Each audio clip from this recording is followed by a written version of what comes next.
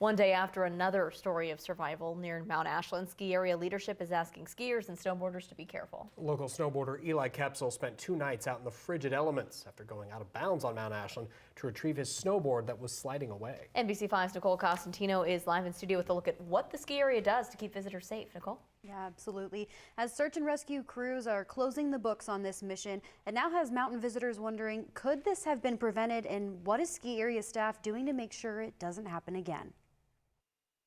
They're chasing powder. As a successful search and rescue mission comes to a close, many are wondering just how safe the mountain is. Mount Ashland GM Hiram Toll says the mountain is surrounded by miles of bamboo rope, separating what Mount Ashland manages and what they don't. It is pretty much impossible to ski through without ducking, and so that's why we call it ducking ropes, and that is actually against the skier's responsibility code, which is in fact law in the state of Oregon. That's what led 27-year-old Eli Kepsel to be stranded in below freezing temperatures for 2 nights, going past the boundary to get a snowboard that got loose and wasn't on a leash. In fact, the place that Eli left the boundary, there is a very solid bamboo and rope line there that he did unfortunately duck to get outside the ski area. Now, there are some areas with open boundaries visitors can pass through, but staff says they're clearly marked with warnings and only those with proper training should enter.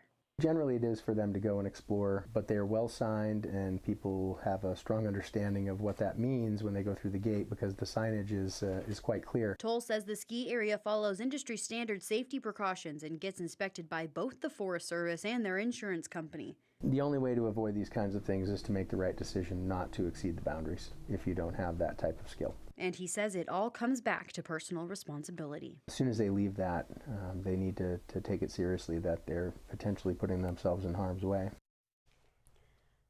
Toll tells me they average about 2 to 3 rescues a year and hopes this one happening so early in the season gives an early message to those thinking of doing something similar to think twice. Live in studio, Nicole Costantino, NBC5 News.